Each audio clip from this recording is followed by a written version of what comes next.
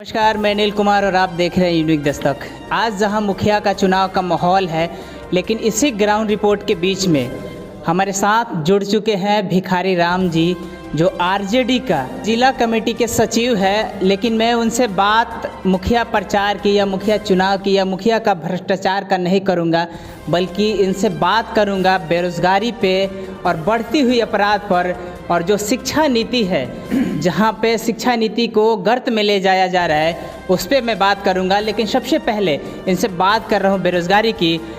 Unique Dastak में sir आपका स्वागत है। चलिए, बहुत बहुत धन्यवाद आप लोगों का कि जो आज हमसे आज आप लोग स्टेटमेंट ले रहे हैं। खासकर मैं बता देना चाहते हैं कि जिस तरह से आज बिहार के अंदर जो हालात है, शिक्षा के जो हालात है, बेरोजगारी के जो हालात है, जिस तरह से जो अत्याचार बलात्कार जो चरम सीमा पार कर गया, हम निंदा करते हैं ऐसी सरकार को। बिहार के आवाम ने, बिहार के नौजवान, बिहार के माताओं, बिहार के गार्जियन अभिभावकों ने बिहार का जनादेश हमारे माननीय नेता तेजस्वी यादव को देने का काम किया था। लेकिन जनादेश के चोरी करके सत्ता पर राज करने वाले पाखंडवादी सरकार को हम लोग बता देना चाहते हैं कि आज पूरे बिहार में बेरोजगारी का जो समस्या है चरम सीमा पार कर चुका है। आज हमारे समाज के लोग पढ़ लिख कर नौजवान रोजी रोटी के लिए भटक रहे हैं, मर रहे हैं। लेकिन यह निकम्मी सरकार सर, मैं यहाँ पे आपको रोकना चाहूँगा कि आप बोल रहे हैं कि बेरोज़गारी बढ़ती जा रही है, लेकिन सरकार तो हर युवाओं को 100 दिन का मनरेगा के तहत में रोज़गार दे रही है सर। लेकिन इस पे क्या कहना चाहेंगे आप? कहाँ रोजगार है? ये तो लूट मचा है। जो मनरेगा में जो प्रावधान है, कहाँ हमारे गरीब का उसका सुविधा मिल रहा है? जहाँ तक देख रहे हैं, हमारे बेरोजगारी के कगार पर आज लोग मर रहा है और बोल रहे हैं कि रोजगार मिल रहा है। मनरेगा तो बिल्कुल तरह फेल है। हमको तो नहीं लग रहा है कि मनरेगा से हमारे समाज के कोई भी व्यक्ति का रोजी रोटी चाहे पेट भर सकता है। जिस तरीके से आप शिक्षा नीति पर भी सवाल उठाते हैं, तो नीतीश कुमार जी साइकिल देते हैं, ड्रेस देते हैं, स्कॉलरशिप भी देते हैं, फिर भी इन चीज़ों से आप लोगों का एतराज़ रहता है। क्यों एतराज़ रहता है सर? देखिए, सबसे बड़ी चीज़ है, हम लोग SC ST लीडर हैं। हमारे समाज के लोग अगर शिक्षा ग्रहण नहीं करेंगे तो हक और अधिकार के बारे में नहीं समझ पाएंगे। लेकिन हम एक बात आपको बता देना चाहते हैं सर, कि पोशाक, साइकिल या जो कुछ भी दे दें, उससे हमारे बाल बच्चा पढ़ नहीं सकता है, चाहे हमारे समाज के कोई भी लड़का पढ़ नहीं सकता है। आज तो पूरी तरह से शिक्षा विभाग शिक्षा फेल है। आज हमारे नौजवान, चाहे हमारे बच्चा का कोई सुविधा नहीं मिल रहा है, चाहे छात्रवृत्ति की सवाल हो, चाहे पढ़ाई लिखाई। कोरोना काल में तो हमारे समाज के लोग बिल्कुल नहीं 2 साल से पढ़ा लिखा, उन लोगों का ज़िंदगी बदहाल है। आज देख लीजिए, आज जो यूनिवर्सिटी में एडमिशन हो रहा है, कॉलेज में एडमिशन हो रहा है, हमारे समाज के गांव घर में किसी को खेत खलिहान में काम करके लड़का को पढ़ाते हैं, 50% से नीचे परसेंटेज आता है, 40-42% आता है, उसको एडमिशन नहीं हो रहा है।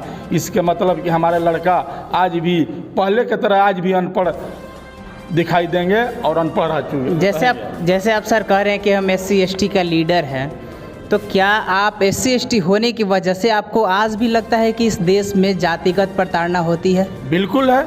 आज भी जीता जागता उदाहरण है कि हमारे समाज की एक बेटी है जो 5 विषय से MA की है, PhD की है, B.Ed करके आज वो महिला है, वो शिक्षक है। आज भी उसको 4 साल से वेतन रोक दिया गया है। भूमिहार जाति का हेडमास्टर है, उसको परान्वित किया जाता है, यौन शोषण का प्रयास किया जाता है, और उस चीज़ को मान कर चलती है कि हम बाबा साहब का वंशज हैं, हम लड़कर मरेंगे, लेकिन हम कभी भी करप्ट नहीं बन पाएंगे। लेकिन मोदी जी तो कहते हैं ना कि सबका साथ सबका विकास, और आप देखे होंगे कि दलितों से भी वो दलितों का भी वो पैर धोते हैं। आप तो देखे हैं, फिर आप किस तरीके से सवाल उठा सकते हैं? सर, तो आप लोग तो देख रहे हैं हिंदुस्तान के अंदर में किस तरह का दलित का स्थिति है।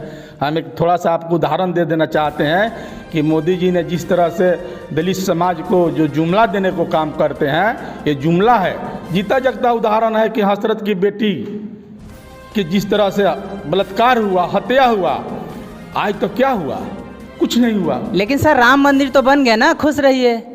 अरे तो राम मंदिर से कोई हमारा समाज का पेट नहीं न भरेगा। जब तक शिक्षा, जब तक हमारे बेरोजगारी दूर नहीं होगा, तो राम मंदिर को माने बनने से क्या हम लोगों का फायदा होगा? वो तो आस्था की बात है, हम लोग थोड़े विरोध करते हैं लोग। हम लोगों का शिक्षा महत्वपूर्ण चीज़ है, वो बड़ा बड़ा स्कूल कॉलेज बनना चाहिए। लेकिन जहाँ तक हमारे समाज का सवाल है, वो हमेशा धर्म को बचाने में लगे रहते हैं। वो कभी भी तो शिक्षा का लेकर या रोज़गार कर लेकर कभी सवाल ही नहीं उठाते। उनको राम मंदिर चाहिए, फिर आपको शिक्षा और रोज़गार क्यों चाहिए? देखिए, ये आज से नहीं, शुरू से ही ये लोग जो जलसाजी का जो राजनीति किया है, स्वार्थ का राजनीति किया है, देश के गद्दी पर राज करने के लिए तरह तरह का एजेंडा लेकर इन लोगों ने काम किया है। उन लोगों का वही काम है। इसी चीज़ के हम लोग अपने समाज के लोगों को जागरूक करते हैं, बताते हैं कि ऐसे जुमलाबाजी के चक्कर में ना पड़े, चूँकि हम लोग अपने सच्चाई बाबा साहब के रास्ता पर चलने का काम करें।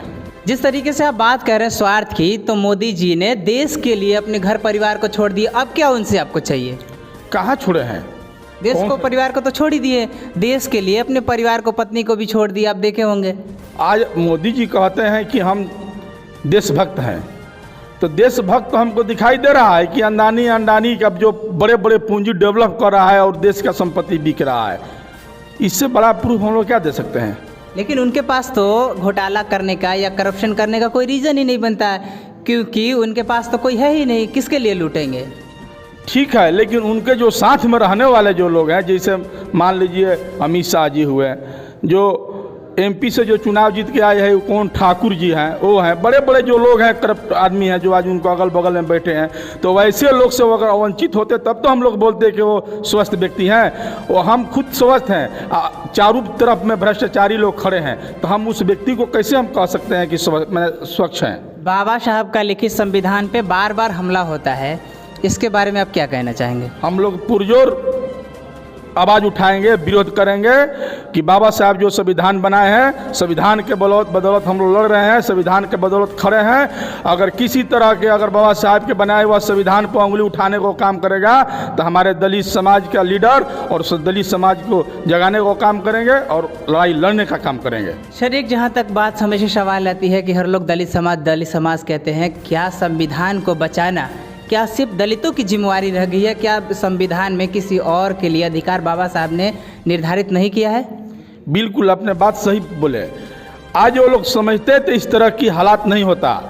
जो 15% जो बात लोग करते हैं, 15-85 का बात करते हैं, तो 85% में ऐसे जो लोग हैं जो लोगों को अपने जुंगल में फंसाकर हम लोग के ऊपर बराबर जो वार करने का काम करते हैं। इसी का नतीजा है कि लोग आवाज़ नहीं उठाते हैं और हमारे समाज के लोग बार बार संविधान बचाने का बात करते हैं और संविधान का रक्षक के रूप में काम करते हैं। क्या आपको नहीं लगता है कि अगर संविधान पे, चाहे SC/ST एक्ट पे अगर सवाल उठता है और आज संविधान कमज़ोर हो रहा है, चाहे निजीकरण इतना ज़्यादा डेवलपमेंट हो रहा है, तो ऐसा नहीं लगता है कि हमारे समाज के लीडर ही सबसे ज़्यादा इसमें भागीदार हो रहे हैं या भागीदारी है उनकी?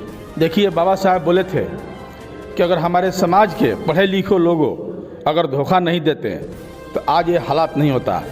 हमारे हिंदुस्तान के अंदर में बाबा साहब के बनाए हुए संविधान का प्रावधान के मुताबिक MP MLA का कमी नहीं है। अगर MP MLA आवाज़ अगर उठाते हैं तो आज हालात ऐसा नहीं होता। आज हमारे संविधान के ऊपर ऐसी खतरा नहीं मिल रहा था, लेकिन कहीं ना कहीं हमारे समाज का लोग का कमियां झेल रहा है, तभी ये लोगों ने इस तरह का काम कर रहा है। मेरे साथियों, ये थे भिखारी राम जी, जो RJD में जिला कमेटी का सचिव है। राजनीति में काफ़ी प्रखर तरीके से बात रखते हैं और पैनी नज़र रखते हैं। मैं इनकी एक बात से बहुत ज़्यादा सहमत हूँ कि बाबा साहब ने जो कहा था कि अगर हमारे समाज के पढ़े लिखे लोग हमारे समाज के साथ रहे तो संविधान पे कोई उंगली नहीं उठा सकता है, और ये सही भी है। बाबा साहब ने जब जब आंदोलन किया तब तब हमारे पढ़े लिखे समाज ने ही धोखा दिया। ये बात हकीकत है, सच है, मैं इससे सहमत हूँ।